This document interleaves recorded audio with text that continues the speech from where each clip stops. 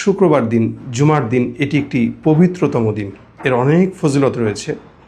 এই ফজিলতের ভিতরে অসংখ্য ফজিলতের অন্যতম ফজিলত হচ্ছে জুমার দিন বেশি বেশি নবী সাল্লাল্লাহু আলাইহি ওয়াসাল্লামের উপরে দুরূদের সালাম পৌঁছানো।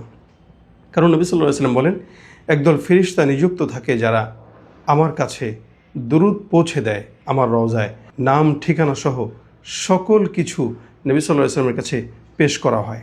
এ কারণে আসুন আমরা জুমার দিনে বেশি বেশি নবী সাল্লাল্লাহু আলাইহি ওয়াসাল্লামের নামে দুরূদ পড়ি। অর্থাৎ জুমার রাত থেকেই, বৃহস্পতিবার দিবাগত রাত থেকেই আমরা শুক্রবার সারা দিন চেষ্টা করব নবী সাল্লাল্লাহু আলাইহি ওয়াসাল্লামের নামে দুরূদ শরীফের আমল করা।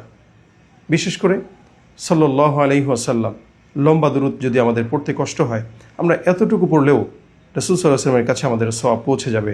হতে পারে এই দুরূদের আমল আমাদের নবী সাল্লাল্লাহু আলাইহি ওয়াসাল্লামের শাফায়াত অর্জন করে দিবে।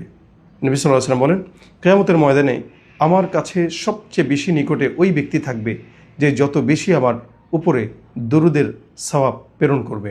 আসুন আমরা চেষ্টা করি নবী সাল্লাল্লাহু আলাইহি ওয়াসাল্লামের শানে সবসময় আমাদের জীবনের প্রত্যেকটা সময়ের ফাঁকে ফাঁকে কিছু সময় বের করে আল্লাহর হাবিবের নামের দুরূদ পাঠ করি। আল্লাহ পাক আমাদের তৌফিক দান করুক। আমিন।